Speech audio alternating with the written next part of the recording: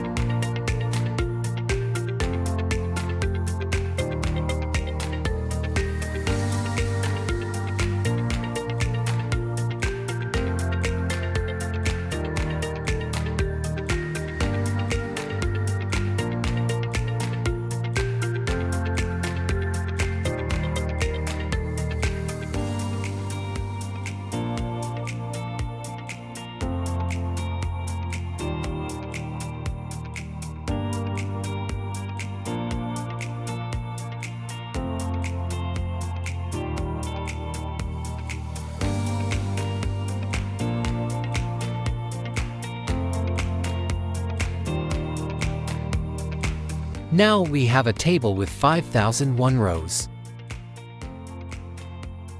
Having more values to choose from, let's try entering the number 003.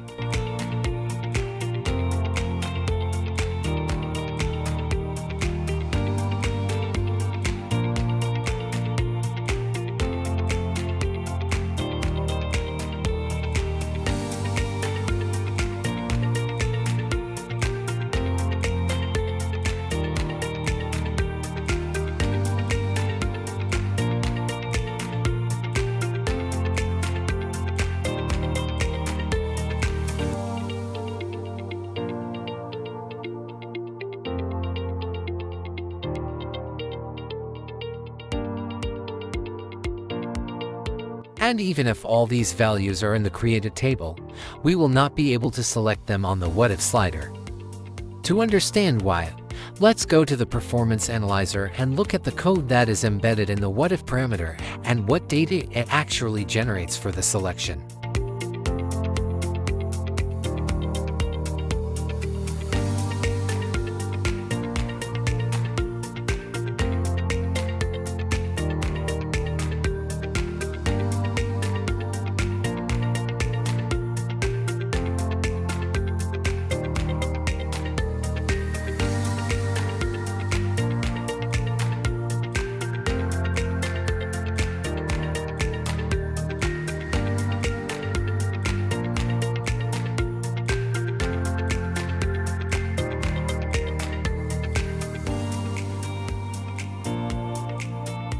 Given our initial settings for the what-if parameter, this value is from 0 to 50 in increments of 0.01.